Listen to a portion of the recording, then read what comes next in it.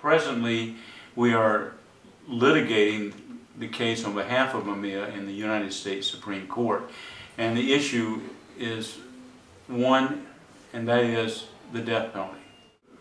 I've been specializing in defending people in murder cases, people who are facing the death penalty, for 3 decades, and I win my cases.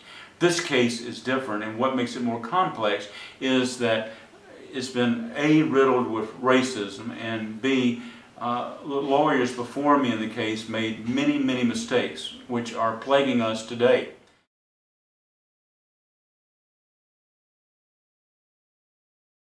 A lot of human rights organizations, from Amnesty International, here in France there's a collective that's composed of 80 different groups.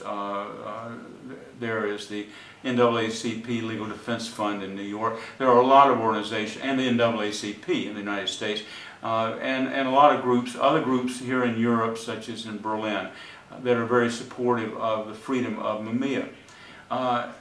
Be that as it may, that does not guarantee anything about saving his life. The government always wants to kill my clients. That's part of the job. That comes with the territory.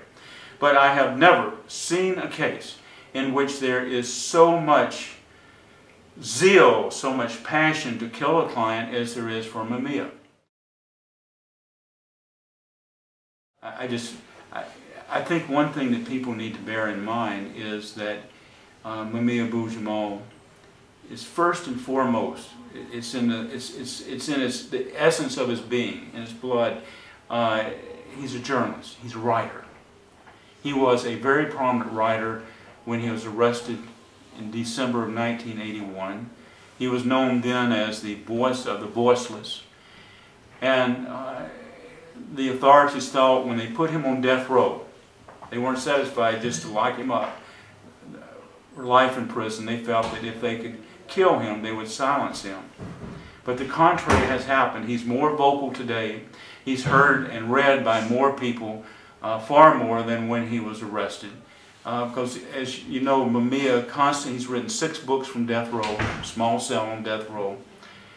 He constantly, continually writes about human rights issues. And people have asked me, would you prefer that your client be quiet so it'd make it easier for you to save his life? And no, I do not feel that way, because that's part of what makes him a person. He has become a symbol in the worldwide campaign against the death penalty as a spokesperson for all those on death rows. It has created a better environment. Does it erase racism? No, it's still there, and it's very much alive in Mumia's case. If Mumia were not black, they would not be trying to kill him as vigorously as is occurring today. If Mumia were not a reporter, probably even more so than his, I'm not sure more so, they're both equal. But if he were not a journalist, if he were not a reporter, if he were not writing and speaking out against injustice, as applying his trade as a reporter, there would not be such passion against him.